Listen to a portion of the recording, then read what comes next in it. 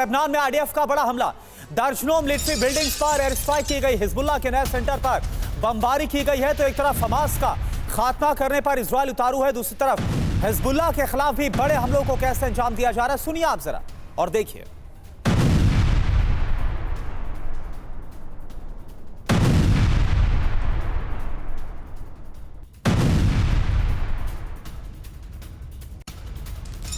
और 3 दिन बाद हमास ने माना मारा गया सिनवार। जी हां, हमास ने कहा मौत से हम और मजबूत होंगे। गाजा के डिप्टी हमास चीफ ने जारी किया है यह बयान। गाजा में 16 अक्टूबर को मारा गया था सिनवार। और देखिए एक और बड़ी खबर, ईरान पर हमले के बारे में अमेरिका को सब पता है। अमेरिका को बताया गया ईरान पर हमला आखिर कब होगा। अमेरिका के साथ रणनीतिक साझा पूरी की गई। इस पूरे मामले पर क्या स्ट्रेटजी रहने वाली है। ईरान के खिलाफ जब हमला बोला जाएगा, इसके बारे में इजराइल ने हर तरीके से इन्फॉर्म किया हुआ है अमेरिका को पूरी जानकारी।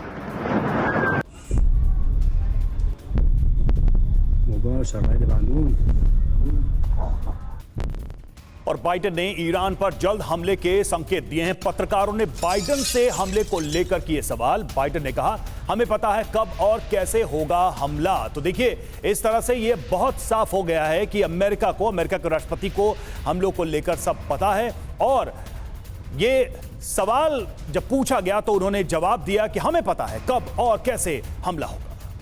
तो देखिए जो बयान है इससे साफ है कि ईरान पर हमला होकर रहेगा। अमेरिका भी इजराइल के साथ है, पूरी जानकारी आपको हम दे रहे हैं। ईरान के खिलाफ जंग में अमेरिका साथ साथ है।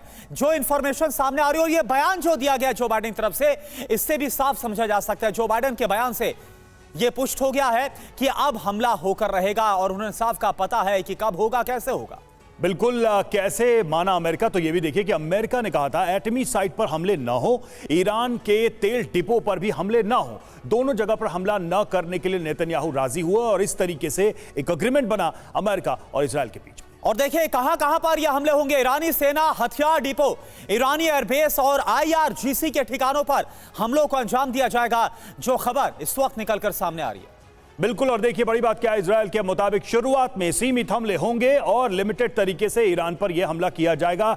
तो स्ट्रैटेजी क्या होगी और कैसे एग्रीमेंट बना, ये हमने आपको बताया कि हमला होगा कब और कहां होगा, ये अमेरिका को पता है। और देखिए यूएस राठौर सर, मेरा सवाल आपसे, पहले यह कहा जा रहा था कि अमेरिका ये नहीं चाहता था कि ईरान के खिलाफ इजराइल हमले को अंजाम दे, क्योंकि ये युद्ध जो लोकल है वो रीजनल वॉर में बदल सकता था। पूरा मिडिल ईस्ट इसमें जल सकता था, झुलस सकता था। लेकिन अब अमेरिका रजामंद हो गया। क्या आपको लग रहा है कि क्या वो शर्तें रही होंगी, किस तरह से हमला हो सकता है, कैसे सबक सिखाया जा सकता है ईरान को?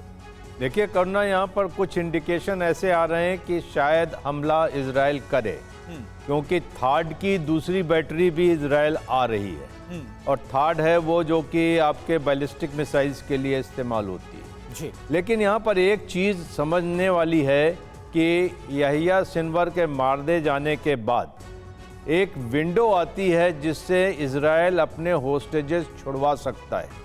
अगर ये ईरान पर हमला होता है तो ये सभी पार्टीज़ का रुख बहुत सख्त हो जाएगा और होस्टेजेस की जान खतरे में पड़ जाएगी। मैं ये इसलिए कह रहा हूँ कि इजराइल मान लीजिए हमला ईरान पर करता भी है तो वो एक सांकेतिक हमला होगा। ईरान को उससे बहुत ज़्यादा कोई नुकसान नहीं होना, जैसे कि इजराइल के ऊपर ईरान का हमला सांकेतिक था, शो ऑफ स्ट्रेंथ था।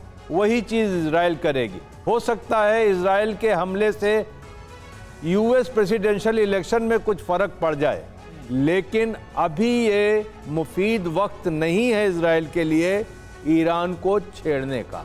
ये वक्त है कि हमास नरम पड़ा है, टूट गया है। इस वक्त अपने होस्टेजेस को छुड़वाने का एक सही विंडो है, क्योंकि उन्होंने रिकंस्ट्रक्ट करना है निगोशिएशन को।